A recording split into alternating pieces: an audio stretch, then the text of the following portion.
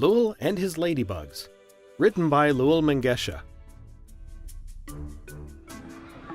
Lull and his friends love to play games. Simon says, "Jump on one leg." Simon says, "Jump on two legs." "Now put your hands on your stomach," laughs Lull. "Lull, come inside," Lull's mom yells from their apartment. "Gotta go," Lull yells back to his friends, running to his mom. Lull gets to the apartment out of breath. "Lull, I want you to go pick up potatoes from the neighbor. Bring him these onions to trade," Lull's mom says. Lull doesn't understand why his mom doesn't just buy the potatoes at the store. "Hi, Lull," the neighbor says. "Mom needs potatoes, and she said you would trade her for onions," Lull replies. "Why don't you go to the store and buy onions instead?" The neighbor takes a deep breath and explains, "Your mother and I don't have much money, so we trade to get what we want, like when you and your friends trade for silly bands." Lull understands. He and his friends trade silly bands. Once he had one shaped like a dinosaur, and his friend Aaron had one shaped like a star, so they traded without having to pay each other money. The next day, Lull sits with his friends, Troy, Kasha, and Aaron, in the school cafeteria. For Lull and his friends, it's always the same old milk, same old trays, and same old table. They watch the other kids who have sack lunches filled with peanut butter and jelly sandwiches, bite-sized candy bars, and pudding cups. "Guys, look at those snacks!" Kasha exclaims. "It's not fair," says Aaron. Troy nods in agreement. "Let's ask our moms to buy them for us at the store," suggests Lull. "It never hurts to ask." When Lull gets home from school, he asks his mom for a sack lunch. "Lull, I love you, but we don't have the money, and we don't have anything to trade for those kinds of things." Lull can tell it bothers his mom, so he gives her a hug before going back outside.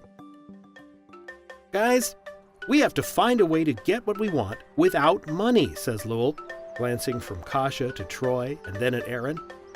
"I wonder if the kids at school ever want stuff they don't have," he complains aloud. Remembering how his mother got potatoes, Lull exclaims, "Guys, I figured it out! We are going to trade with our classmates for their homemade lunches." Kasha, Troy, and Aaron look doubtful. "What are we going to trade?" asks Troy. "I don't know yet," whispers Lull, "but we will have to look around and find things that our classmates want." "I don't have anything to trade," Aaron replies.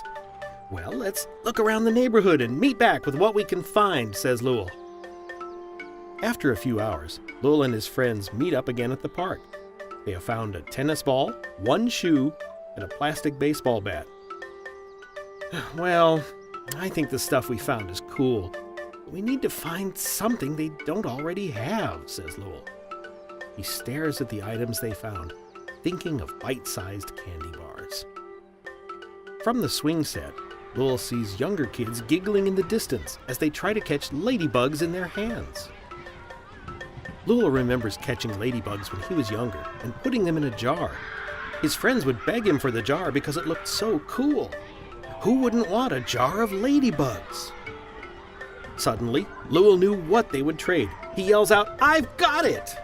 Lull's friends stop playing and look at him. "That's what we'll trade!" Lull exclaims. "The little kids?" asks Kasha. "No, silly, ladybugs," says Lull. "Are you kidding? Why would they want bugs?" asks Troy.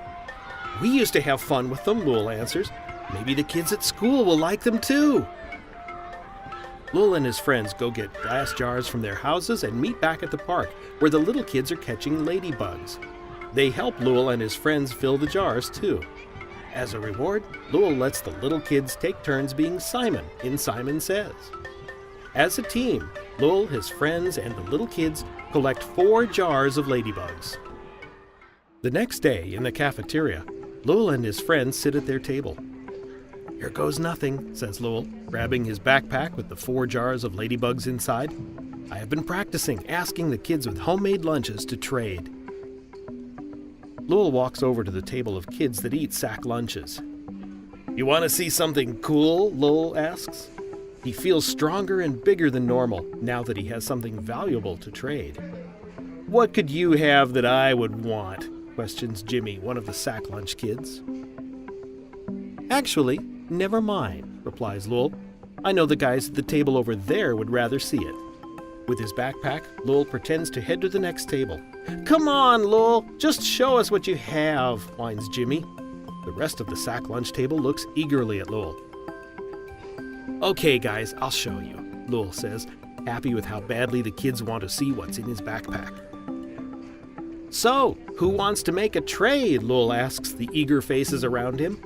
All the kids at the table raise their hands and yell, "I do! I do!" "Let's see what you guys have for lunch that I would be willing to trade for," says Lull. The kids show their lunches to Lull and are soon offering more and more for the prized ladybugs. Even Jimmy and the other sack lunch kids want to trade for a ladybug jar. Lull trades the 4 jars of ladybugs for the best snacks: cookies, juice boxes, and crust-free sandwiches. Lull takes the snacks he traded for back to his friends and puts them on the table. "I can't believe this worked!" exclaims Troy. "We're gonna be millionaires!" says Aaron. "I like the sound of that," responds Lull. Lull and his friends gather and trade ladybugs for the next few weeks, until the sack lunch kids move on to new video games and toys. Lull is bothered that he can't keep trading ladybugs for lunch. After school one day he says to his mom, "People don't want our ladybugs anymore." "Oh well, I'll bet you'll think of something new that the kids will want," says Lull's mom, smiling knowingly. Lull anxiously runs back to meet his friends. "Hey guys, I have another idea!"